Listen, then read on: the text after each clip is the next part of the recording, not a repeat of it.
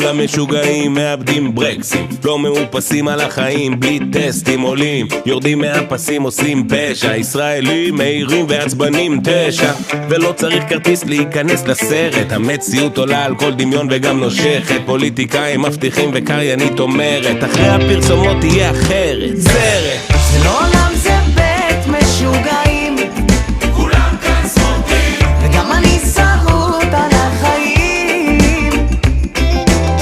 משימות חכים וריחולים, כולם כאן ספורטים, בסוף הכל שקוף מול אלוהים.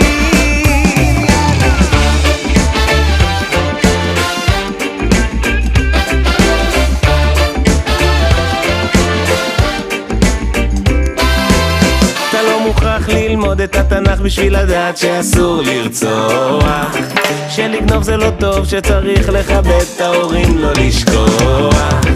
האישה זו ברכה, ילדים זה שמחה, איך תאהב את האחר, אתה בקושי אוהב את עצמך.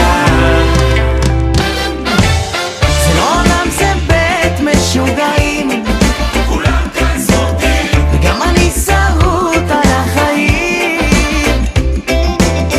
משימות חכים וריחולים, כולם כאן ספורטים, בסוף הכל שקוף מול אלוהים.